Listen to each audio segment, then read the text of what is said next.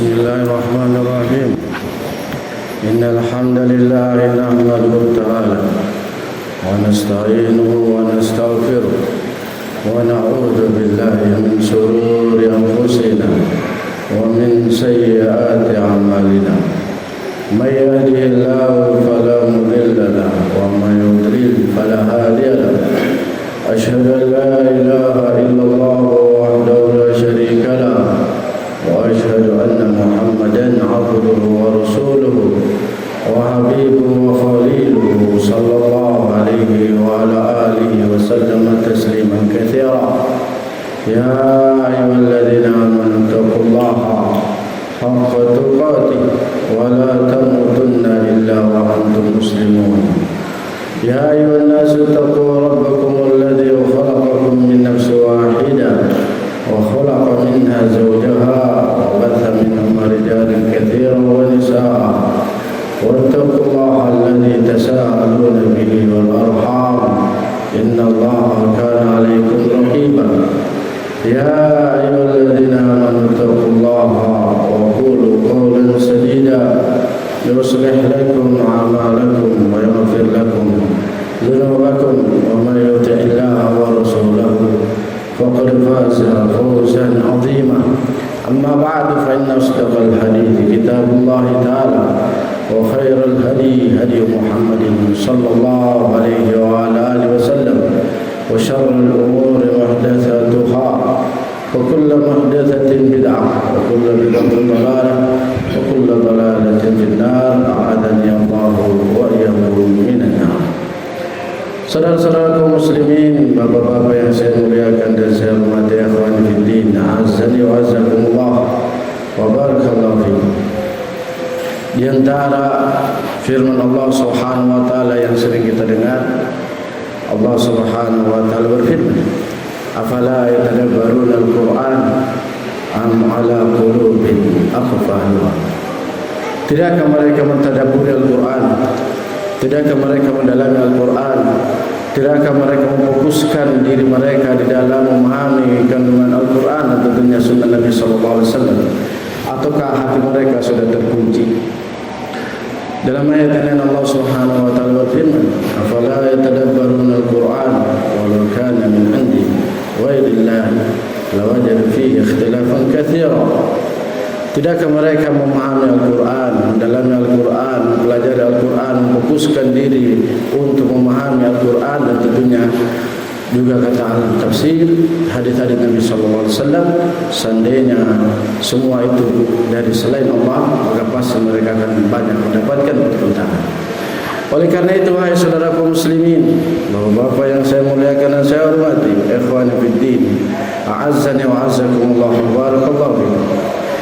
Di antara yang Allah menganjurkan kita dan anjuran dari atasan ke bawah, dari sosok yang mulia kepada bawahnya, dari sosok sang pencipta kepada makhluknya, ini bukan sekedar anjuran biasa, bukan sekedar nasihat biasa, bukan sekedar anjuran biasa, tapi berisi perintah.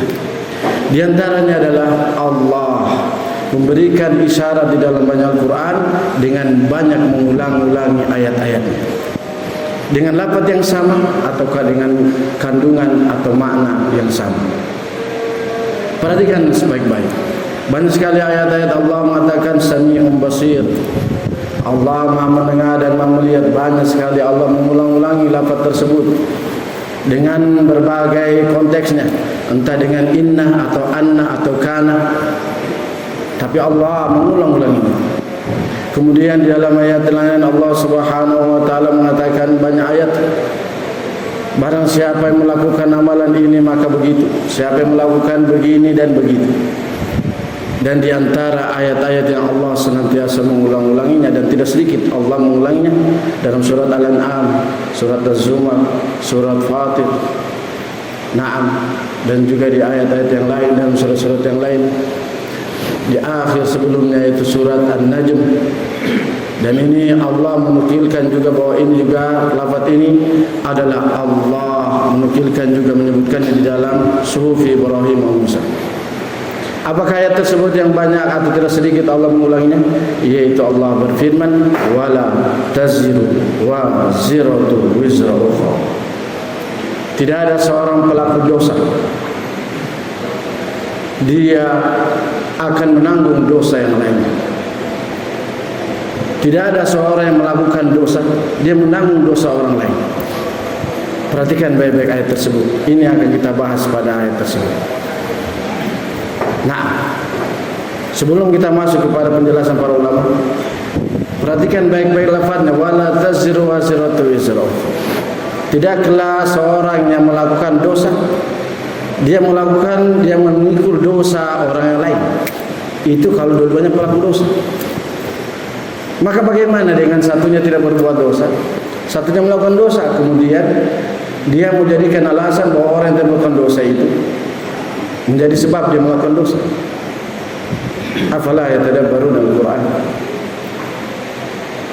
am ala qulubin aqfalha. Nah, faedah yang pertama dari ayat tersebut, kata para ulama al-tafsir, yaitu bahwasanya Allah mengulang-ulang ini bukan tanpa sebab, bukan tanpa hikmah, bukan tanpa tujuan.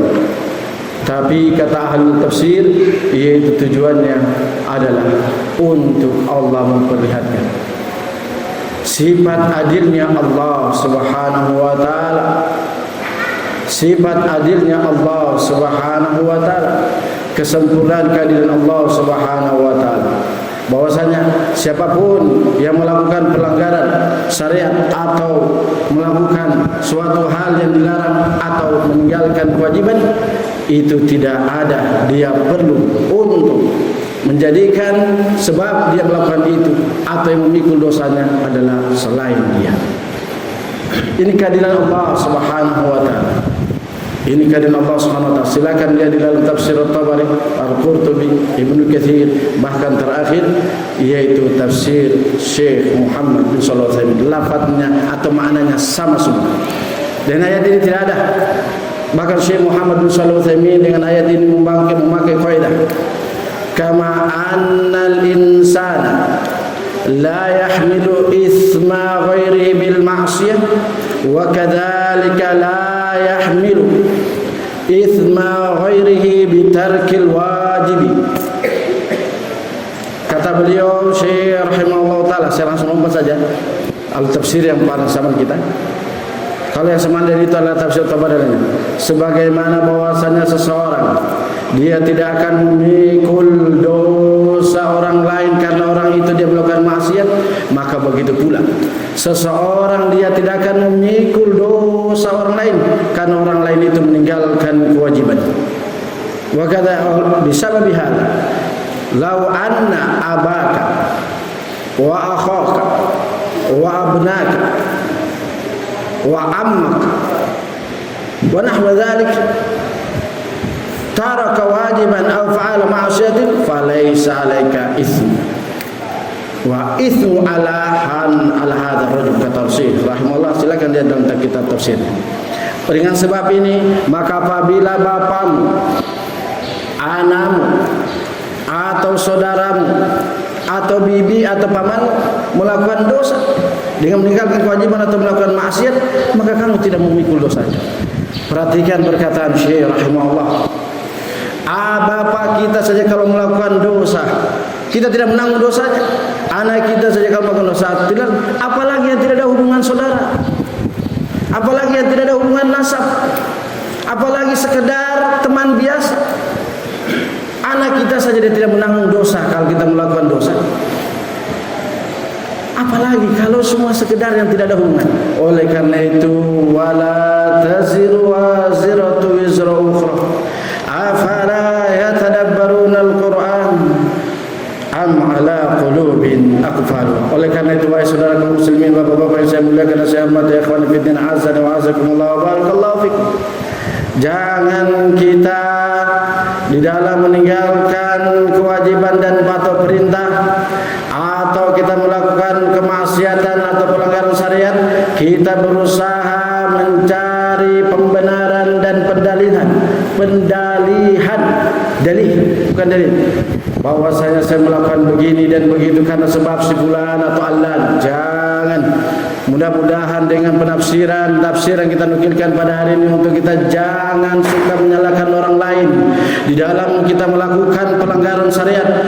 Jangan kita suka menjadikan orang lain menjadi sebab kita meninggalkan kewajiban, karena Allah sudah mengulang-ulangi dalam banyak Al-Quran, wala taziru waziratu wizra ukhra.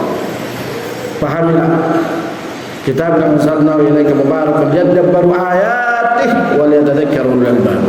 Itulah Al-Quran kami turunkan pada Muhammad supaya mereka mentadabburi ayat-ayatnya satu persatu. Nah, wa liyatadhakkaru ulul albab, supaya orang-orang yang berakal dia memahaminya. Ini diantaranya Allah mengulang-ulangi. Oleh karena itu waspadalah wahai saudara. Imam As-Suyuti rahimahullah mengatakan, anna hadhihi al-ayah aslun fi anna ar-rajula la yahmilu ithma ghairihi. Kata Imam Suyuti rahimahullah taala bahwasanya ini ayat adalah asal, pokok, sumber utama bahwasanya seseorang dia tidak memikul dosa orang lain dengan melakukan pelanggaran syariat atau meninggalkan kewajiban. Maka oleh karena itu wajib beliau memberikan contoh-contoh. Nah, yaitu kata beliau bahwasanya Aisyah wa qad raddat Aisyah ala man istadalla bi hadithi anna al-mayyita yu'adzabu bi bukai ahli. Bahwasanya Aisyah telah membantah orang-orang radhiyallahu ta'ala yang berdalilkan dengan hadis bahwasanya seorang mayit akan diazab dengan sebab pertangisan keluarganya. Beliau sudah membantahnya bahwasanya maksud hadis tersebut yaitu bagi orang-orang yang membiarkan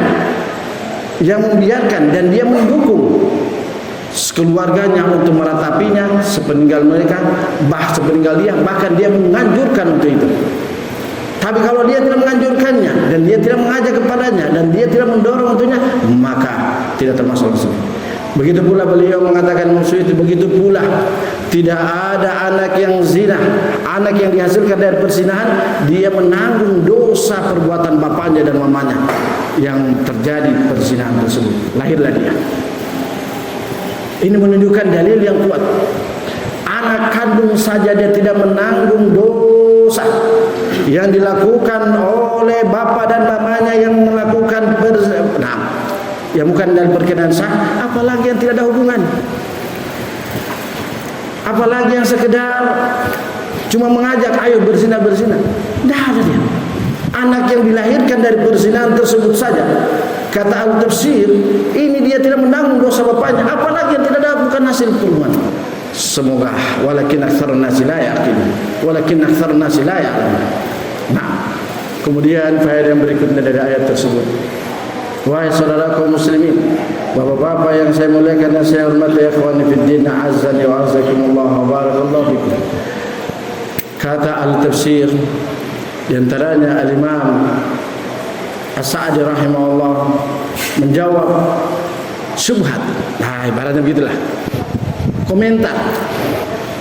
Kalau syubhat orang-orang memiliki ilmu yang tinggi. Kalau komentar ya orang-orang yang jahil. Terhadap orang-orang yang berdalilkan dengan hadis bahwasanya yaitu dengan ayat tersebut liyahmilu asqalahum wa asqalan ma asqalihim wa la yas'aluna yaumil qiyamah amma kanu yaftarun. Mereka akan memikul dosanya dan dosa mereka bersama dengan dosa mereka, bersama dengan dosanya, dan mereka akan ditanya semua. Kata Imam As-Sa'di rahimahullahu taala, sebagian orang-orang salah paham, dengan memahami ayat ini. Ya wajarlah kalau mungkin tidak baca tafsirnya atau tidak mendalami ilmu tafsir atau mungkin tidak punya dasar di dalam memahami tafsir Al-Quran, cuma copy paste, atau loncat-loncat, atau mungkin Senin Kamis dalam memahaminya sehingga salah paham. Kata Imam, itu bahasa saya. Kata Syekh, silakan lihat dalam tafsirnya. Ini salah paham sebagian orang. bahwasanya dengan begini dia ketika dia berbuat dosa atau pelanggaran syariat atau meninggalkan kewajiban atau melakukan syariat, dia jadikan sasaran orang itulah sebabnya saya meninggalkan dosa ini, saya meninggal melakukan perbuatan ini, saya meninggal kewajiban ini keliru. Mereka mendapatkan dosa tersebut karena mereka mengajak, mereka yang menganjurkan, mereka yang mendorong, panjang perkataan beliau, mereka yang membisik-bisikan, mereka yang terus siang dan malam mengajak untuk meninggalkan ketaatan tersebut atau melakukan maksiat tersebut. Sehingga dengan itu dia di sini mendapatkan dosa. Dan orang yang melakukan tersebut maka seakan-akan dia mendapatkan dosa selama orang tersebut melakukan dosa tersebut. Bukan dosanya orang tersebut, misalnya contoh dari saya, dia meninggalkan sholat 5 waktu gara-gara dia bilang dosa ke sholat 5 waktu. Dia dapatkan dosa itu karena dosa dia mengajak orang untuk tinggalkan sholat 5 waktu. Tapi dosa orang tersebut meninggalkan sholat 5 waktu. Kalau dia meninggalkan sholat 5 waktu, dia dapat ciri-ciri orang munafik. Kemudian dia begitu seterusnya. Sementara orang yang mengajakin sholat, meninggalkan sholat itu dia tetap sholat, tapi dia suruh jangan kembali sholat kau. Dia dapatkan dosa karena mengajak orang tersebut untuk tinggalkan dosa, untuk tinggalkan ketaatan tersebut. Dia dapat dosa dari sini. Adapun orang tersebut dia meninggalkan sholat 5 waktu misalnya, kemudian dari dosa itu dia mendapatkan itu ciri munafik, kemudian keras hatinya, kemudian begini dan begitu. Ini tidak ada hubungan dengan dia. Contoh yang lain kata para ulama, dia mengajak orang berzina, kemudian orang berzina, tidak mungkin kalau dia berzina dalam keadaan sudah menikah, tidak mungkin orang yang mengajak ini dia juga dikena rajamnya, dia juga dilakukan rajam padanya karena dia saya dirajam, itu juga yang ngajak saya dia dirajam karena dia mengajak saya. Bukan begitu pemahamannya wahai saudara. Dia dapatkan dosa karena mengajak orang berzina. Dengan perzinahan yang dilakukan itu selama dia belum bertobat, dia dapatkan dosa tersebut. Dia menikul terus. Tapi kalau orang tersebut, kalau dalam hukum syariat, dia dirajam kalau sudah menikah, atau dia belum menikah, dia dicambuk kemudian dia diasingkan selama setahun, tidak ada hubungannya dengan orang ini. Dia dapat dosanya karena mengajak perzinahan tersebut. Ini pemahamannya. Jangan salah paham wahai saudaraku, ikhwani fiddin, wah bapak-bapak yang saya muliakan dan saya hormati.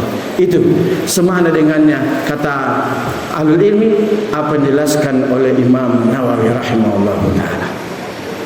Nah, ketika beliau menjelaskan hadis 2, man sanna fil islam sunnatan hasanatan kana lahu ajru wa ajru man amila biha la yanqusu min ujurihim syai'un ila yaumil qiyamah wa man sanna sunnatan sayyi'atan kana alaihi wisru wa wisru man abiha la yanqusu min athanihim syai'un ila yaumil qiyamah.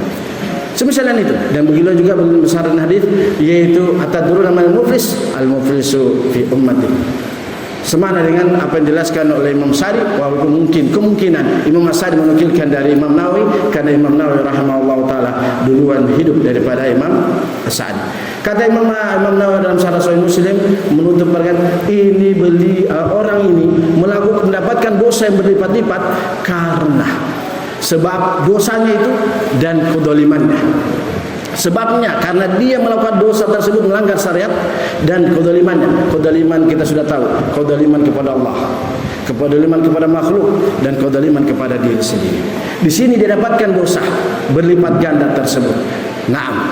Dan semakna dengan itu Syekh Muhammad bin Shalih Al-Utsaimin rahimahullahu taala memaknai hal tersebut yang sudah kita sebutkan perkataannya tadi, bahwasanya dia mendapatkan dosa tersebut ka'annahu amila bima amilu.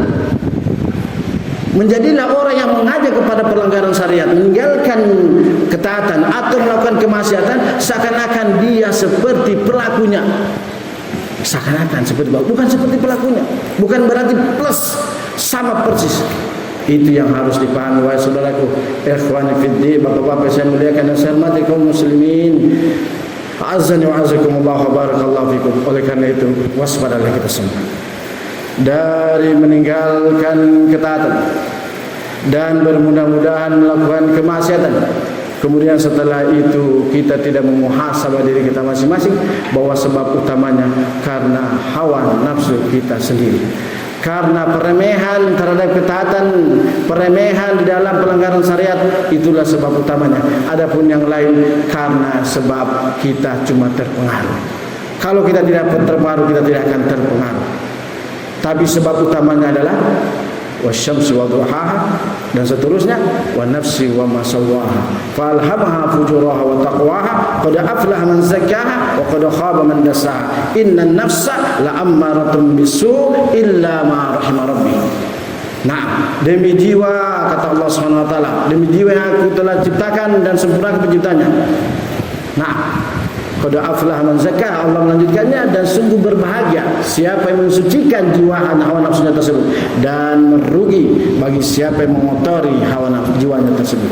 Berarti kembalinya pada diri kita masing-masing, bukan karena fulan atau allan. Oleh karena itu waspadalah. Semoga bermanfaat. Walhamdulillah.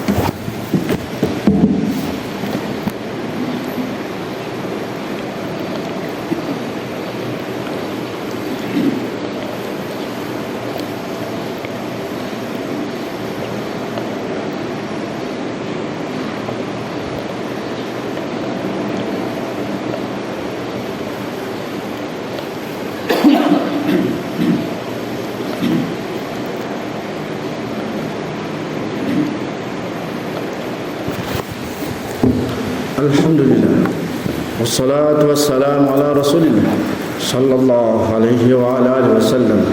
Amma ba'd. Saudara-saudara kaum muslimin, bapak-bapak yang saya muliakan dan saya hormati, ikhwani fid din, azzani wa azzakumullah wa barakallahu fikum.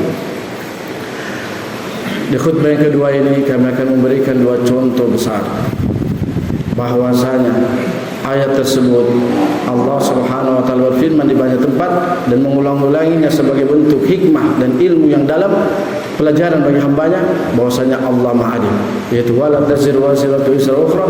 Kisah yang pertama yaitu bagaimana Nabi Nuh alaihi salatu wassalam, Nabi Nuh alaihi salatu wassalam 950 tahun, 1000 kurang 50.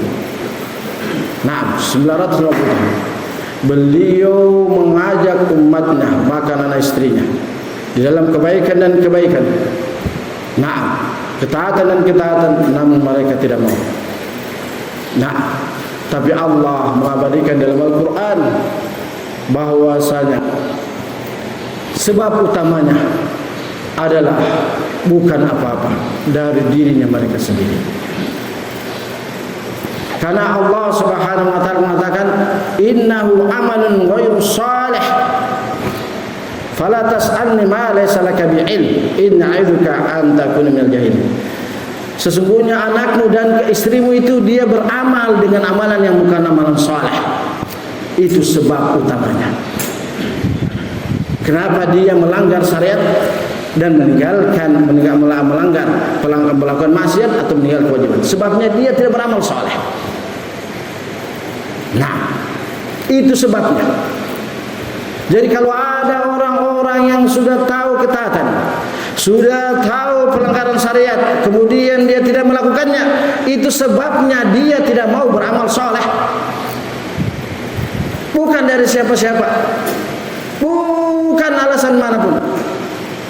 Oleh karena itu janganlah kalau kita sudah meninggalkan ketaatan atau meremehkan melakukan kemaksiatan, kemudian kita mencari atau bahasa kerennya alibi, sebabnya fulan atau allan. Allah mengabadikan manusia pertama yang hidup di permukaan bumi ini, maksudnya dari kalangan para rasul dan para nabi, rasul dan nabi yang diutus pertama di permukaan bumi ini, memberikan kisah pada kita. Nah, bahwasanya sebabnya dia melakukan pelanggaran syariat dan meninggalkan ketaatan, sebabnya dari dirinya sendiri, bukan dari, tidak dinukilkan dalam tafsir ini karena dia sudah terpengaruh dengan lingkungannya, istrinya suka ngerumpi, kemudian bapaknya tidak, anaknya tidak mau dengar nasihat bapaknya. Enggak, memang dianya tidak mau beramal saleh. Karena Allah yang abadikan. Silakan kalian bisa cari apa sebabnya anak Nabi Nuh dan istrinya. Dia mah terpengaruh dengan si fulan atau allan? Tidak, Allah mengabadikan innahu amalun ghairu salih. karena dia tidak mau beramal saleh, sehingga dia tenggelamkan oleh Allah Subhanahu wa taala. Dan di antara faedah ayat tersebut dijelaskan oleh tafsir bahwasanya di sini kewajiban orang tua untuk terus menasihati anaknya, walaupun sudah menyimpang, walaupun anaknya kepala batu, walaupun anaknya terus begini. Jangan kita mengatakan biar mereka sudah besar, biarkan mereka pilih pilihannya. Jangan, karena ayat ini dijelaskan ketika anaknya tersebut sudah tenggelam, Nabi Nuh mengatakan, nah, ya bunayya kam ma'ana wala takum ma'al kafirin. Qala sa'awi ila jabal ya'simuni minal ma'. Qala la 'asima al-yawma min amrillahi illa man rahim. Wahai anakku, sini kau. Mari naik di kapal ini. Jangan kamu bersama orang-orang kafir itu. Di sini nasihat kata al-tafsir bahwasanya seorang bapak dan begitu pula ibu tentunya, jangan dia mengatakan anaknya sudah biami, sudah begitu nih. Lihat Nabi Nuh alaihi salatu wassalam sudah mau tenggelam anaknya, sudah mau dapat sakaratul maut, dia mengatakan, anakku, sini kamu. Sadarlah kamu wahai anakku. Jangan kamu bersama orang-orang itu. Anak-anak kita insyaallah tidak bersama orang-orang kafir. Tapi jangan bersama orang-orang fasik. Jangan bersama orang-orang yang hizbiyun, orang-orang yang menyimpang manhajnya, orang-orang yang tersesat, orang-orang yang keras hatinya, orang-orang yang bermudah-mudahan melanggar syariat dengan alasan mereka sudah besar, sudah dewasa. Jangan. Nabi Nuh alaihi salatu wasallam 950 tahun. Ketika sudah mau mati anaknya, dia mengatakan, ya bunayya irkam ma'ana wala takum ma'al kafirin. Ingat perkataan Hudzaifah bin Yaman rahimahullah radhiyallahu ta'ala anhu, min alamatid dhalal an ta'rifa ma kunta tunkir wa an tunkira ma kunta ta'rif. Di antara tanda-tanda penyimpangan seorang hamba yaitu dia mengingkari apa yang dulu dia ketahui, diakui, dan kemudian diakui apa yang dulu dia ingkari. Penjelasan ini perlu khutbah sendiri. Oleh karena itu hati-hati. Kita sudah lewat perkataan para ulama bahwasanya kalau kita tidak menegakkan itu, Nabi Nuh alaihi salatu wasallam beliau menegakkannya. Kalau anak kita sudah lewat penjelasan para ulama dan kita sudah jelaskan di dalam majelis Telegram, silakan dilihat bahwasanya penyimpangan anak atau istri ada andil besar seorang bapak. Dengan syarat-syarat yang sudah kita sebutkan di dalamnya. Kemudian kisah yang berikutnya. Semoga Allah menjaga kita semua. Yang muqallibal qulub tsabbit qulubana, yang musarrifal qulub sarrif qulubana ala ta'atik. Rabbana la tuzigh qulubana ba'da idh hadaytana wa hab lana min ladunka rahmatan innaka antal wahhab. Kisah yang berikutnya sebagai penutup dalam khutbah ini yaitu kisah sebelum Nabi Nuh alaihi salatu wasallam, yaitu iblis la'natullah alaihi. Ketika di dunia dia mengatakan kamathali syaitan id qala lil insani kfur falamma kafara qala inni bari'un minka inni akhafu Allah rabbal alamin. Seperti misalnya setan, dia mengatakan pada manusia, kufurlah kamu kufur. Tatkala manusia kufur begitu, setan mengatakan, saya berlepas diri dari kamu. Ketika di hari kiamat manusia yang disesatkan oleh setan ini, dia mengatakan, bukankah kamu yang mengajak kami, bukankah kami ini penyebabnya, kamu biang keroknya. Apa kata syaitan? Wa qala asy-syaitanu lamma qudiyal amr inna Allaha wa'adakum wa'dal haqq wa wa'adtukum fa akhlaftukum wa ma kana li 'alaykum min sultanin illa an da'awtukum fastajabtum li fala talumuni wa lum anfusakum ma ana bimusyrikhikum wa ma antum bimusyrikhi inni kafartu bima asyraktumuni min qabl. Berkata syaitan di hari kiamat kelak, tatkala manusia berusaha untuk menjadikan dia saya sebab saya tersesat ini, kamulah sebabnya karena saya meninggalkan ketaatan, kamulah sebabnya saya melanggar syariat. Apa kata syaitan? Allah menjanjikan pada kamu janji yang benar, saya ini cuma tipu-tipu sama kamu. Nah, saya janjikan kamu, saya menyelisihinya. Nah, saya ini cuma aja kamu, kenapa kamu terima? Maka jangan kamu celah saya, celahlah diri kamu sendiri. Iblis mengatakan begitu. Yang sudah nyata-nyata dikatakan oleh Allah sebagai makhluk yang tersesat dan pasti masuk neraka. Tidak mau disalahkan. Apalagi manusia biasa, wahai saudaraku. Lihat tafsir. Dan kita sudah jelaskan perkataan. Maka oleh karena itu wahai saudaraku, ikhwani fid din, azza wa jazakumullah, kaum muslimin, bapak-bapak yang saya muliakan dan saya hormati, azza wa jazakumullah, barakallahu fikum, jangan lagi suka cari alibi kecuali diri kita sendiri. Hasibu anfusakum, muhasabahlah diri kita sendiri, bahwasanya pelanggaran syariat yang kita lakukan atau meninggalkan ketaatan yang kita lakukan itu sebabnya karena andil kita 90% ke atas. Orang lain cuma sekedar dia mengajak, kalau kita terima alhamdulillah, kalau kita tidak terima alhamdulillah. Jangan yang 2% itu kita jadikan alasan utama, 90% ke atas kita tutup-tutupi, kita hiasi, kita kamuflase. Ingat, kalau bukanlah karena waktu yang kita akan memikirkan kisah-kisah yang banyak. Intinya itu, semoga bermanfaat. Wallahu a'lam bishawab. Alhamdulillah.